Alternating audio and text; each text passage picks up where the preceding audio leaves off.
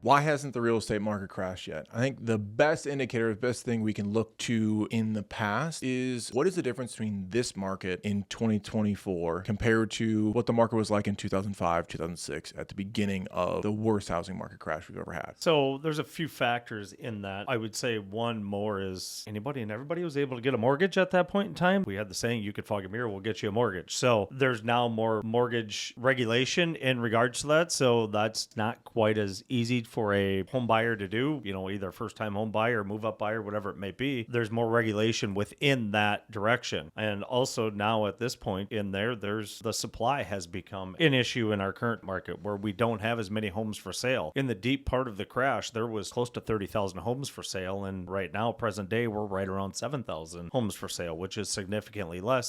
That's creating that shortfall. So what we had in 2005 was this idea of anybody can kind of get a loan, very easy to be able to do. You could offer whatever you wanted on the house. Home builders were building tons and tons of homes because people were buying them. But the problem was the type of mortgages people were buying. Correct. The ability for them to actually afford them. Fast forward a couple of years later, they weren't able to, and there was this giant foreclosure crisis. I think that leads into, as we see home prices go as high and as quickly as they did in this 2020 during COVID and the pandemic, as those skyrocket, that looks eerily similar to what housing prices did in 2003 to 2006. What's the difference in there to go, are housing prices actually worth what they are right now? With the cost of building and the demand of the number of buyers that are out there, yes, that is what's kind of pushing. And obviously, employment, people's salaries have increased. Husband and wife both are working at this point. So there's two household incomes. A lot of that is, helping drive because they can afford more. So that is driving the price. Then you got coupled with the number of homes being built is less. So that's creating that demand and pushing the current prices. Yeah. I mean, I guess the big question now is like, when will we see a drop in prices? Will we see a drop in prices? Should people be out there waiting for that next crash to happen? And what will that look like? I don't foresee it. We would need a large economic change or something to happen. I mean, with COVID, everybody kind of thought that, hey, the housing market's going to crash, and it did the adverse effect. And we, skyrocketed 15-20% for 2 years and prices raising up. And now all of a sudden they have slowed down. They raised the interest rates in that fall of 22 and went from 3% to 7%, which did slow the market down. The number of transactions slowed down. And also the house pricing is now rising at 3 to 5%, which is normal, general, what you want to see year over year. So do I see anything like that happening? No, there's still not enough inventory and too much demand with the number of household formations that are out there, the number of millennials that are now coming into the market buying. The lack of foreclosures. I mean, they're just, unemployment is good, so people have jobs, so they're able to cover and pay their mortgages. Yeah, and I think it's also the thing that we noticed even during the pandemic, it wasn't the fact that people were paying more for houses than they could afford. They really could, especially with the interest rates were as low as that they were.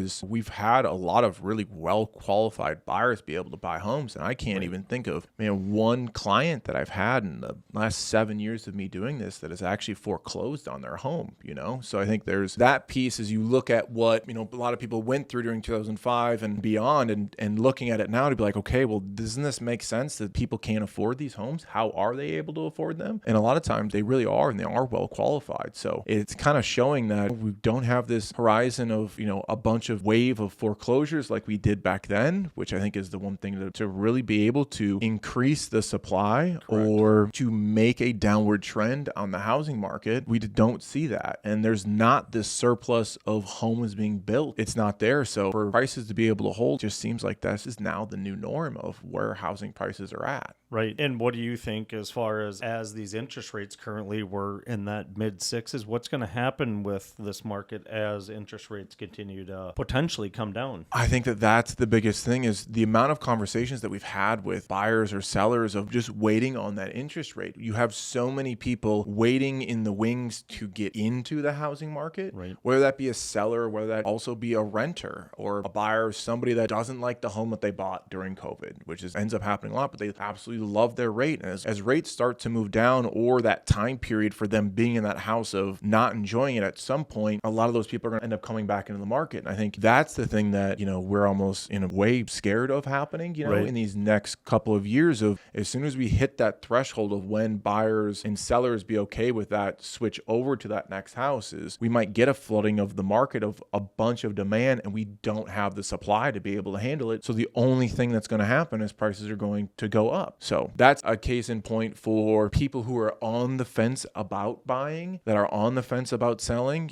I know it's so hard to leave that 3% interest rate, but I just do see that there's not a good indicator on the horizon of it's going to be better off for you to wait. Right. So, that's personally the advice that I take to myself. And I bought a home this past spring and tripled my interest payments, right? Yep. Which doubled my mortgage. But if it's not going to be now, what am I going to wait for? Right. When will it get better? The families grow, things change. There is no perfect time. You got to do it when you're ready. Yeah, and I think that's the advice really to take. But I think also on that is just to realize that as this market or interest rates go down, is like the prices most likely are going to go up. And that's the thing to not wait for. And the thing you can wait for is a refinance of those interest rates. Right. And the number of buyers that now you're competing with on a home, and now you're offering on 15 homes. And had you bought sooner, or when interest rates were a little bit higher, maybe you weren't in competition. You could have got the first home, your first choice, versus now you're kind of settling. With a lot of these COVID people were finding out that bought, that we settled for the house because we tried getting. They have an awesome rate and an awesome payment.